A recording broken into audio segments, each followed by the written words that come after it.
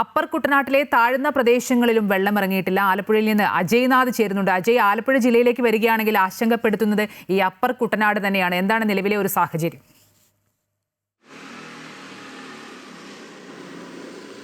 അപ്പോൾ ആലപ്പുഴയെ സംബന്ധിച്ച ഇന്ന് ശക്തമായിട്ടുള്ളൊരു മഴ ഇന്ന് രേഖപ്പെടുത്തിയിട്ടില്ല. ഇടവിട്ടുള്ള മഴയായിരുന്നു ഇന്ന് ജില്ലയിൽ അനുഭവപ്പെട്ടത്. എന്തായാലും കിഴക്കൻ വെള്ളത്തിൻ്റെ വരവ് മാത്രമാണ് ആലപ്പുഴയെ ഇപ്പോൾ ഒരു ഭീതിയിലാക്കുന്ന സാഹചര്യമുള്ളത്. ആ കിഴക്കൻ വെള്ളം, അതായത് ചെങ്ങന്നൂർ ഉൾപ്പെടെയുള്ള പ്രദേശങ്ങളിൽ ഏതാണ്ട് 17ഓളം ക്യാമ്പുകൾ ആരംഭിച്ചിട്ടുണ്ട്. ചെങ്ങന്നൂർ ഒപ്പം തന്നെ കുട്ടനാട്ടിൽ മുട്ടാർ ഉൾപ്പെടെയുള്ള പ്രദേശങ്ങളാണ് വെള്ളം ഉയർന്നിട്ടുള്ളത്. ഈ പ്രദേശങ്ങളിലെ ആളുകളെല്ലാം തന്നെ ക്യാമ്പിലേക്ക് മാറ്റിയിട്ടുണ്ട്. ജില്ലയിൽ ആകെ 53 ക്യാമ്പുകളാണ് ഇപ്പോൾ പ്രവർത്തിക്കുന്നത്. 2635 ആളുകൾ ക്യാമ്പിൽ കഴിയുന്നുണ്ട് എന്നുള്ളതാണ്.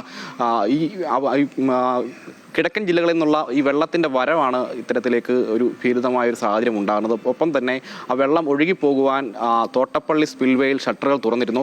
പക്ഷേ അവിടെ കൃത്യമായ രീതിയിൽ ഈ മാലിന്യങ്ങൾ അടിയുന്ന സാഹചര്യമുണ്ട്. പോള ഉൾപ്പെടെ ഈ ഷട്ടറിലേക്ക് ഒഴുകിയെത്തുന്ന സാഹചര്യമുണ്ട്. അത് നീക്കം ചെയ്യുന്ന ഒരു ക്രമീകരണം ജില്ലാ ഭരണകൂടത്തിൻ്റെ ഭാഗത്തുനിന്ന് ഉണ്ടായിട്ടില്ല. ഒപ്പം തന്നെ പൊഴി സ്വാഭാവികമായും മുറിയുന്ന സാഹചര്യമാണ് ഉണ്ടായത്. അതിനപ്പുറമായി പൊഴി യന്ത്രങ്ങൾ ഉപയോഗിച്ച് മുറിക്കുന്ന സാഹചര്യം കൂടി ഉണ്ടാകണം. അങ്ങനെയെങ്കിൽ മാത്രമേ ഈ വെള്ളം കൃത്യമായി കടലിലേക്ക് ഒഴുകിപ്പോകുന്ന സാഹചര്യം ഉള്ളൂ.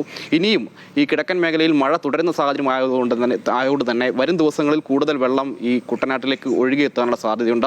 അങ്ങനെ ഒഴുകിയെത്തുമ്പോൾ സ്വാഭാവികമായും ഈ പൊഴി മുറിക്കുന്ന സാഹചര്യം കൂടി ഉണ്ടാകണം. എങ്കിൽ മാത്രമേ കൃത്യമായും സുഗമമായ രീതിയിൽ ഈ വെള്ളം കൃത്യമായി കടലിലേക്ക് ഒഴുകിപ്പോകുന്ന സാഹചര്യമുള്ളൂ.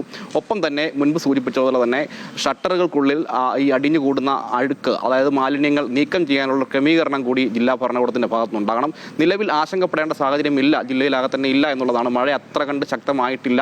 ഈ മുട്ടാർ പ്രദേശങ്ങളിൽ പല വീടുകളിലും വെള്ളം കയറുന്ന സാഹചര്യം ഉണ്ടായിരുന്നു. തലവടി ഉൾപ്പെടെയുള്ള പ്രദേശങ്ങളിൽ വെള്ളക്കെട്ട് രൂപപ്പെട്ടിട്ടുണ്ട്.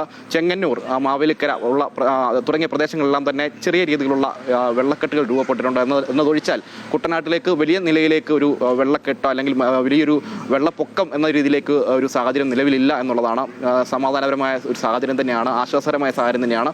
ഈ വെള്ളക്കെട്ട് രൂപപ്പെട്ടുള്ള സ്ഥലങ്ങളിൽ നിന്നുള്ള ആളുകളെ കൃത്യമായി റെസ്ക്യൂ പ്രവർത്തനത്തിൻ്റെ ഭാഗമായി അവരെ ക്യാമ്പുകളിലേക്ക് നിലവിൽ മാറ്റിയിട്ടുമുണ്ട്. പക്ഷേ വരും ദിവസങ്ങളിൽ മഴ ഈ കിഴക്കൻ മേഖലയിൽ ശക്തമായാൽ ആ വെള്ളം കുട്ടനാട്ടിലേക്ക് ഒഴുകിയെത്തും.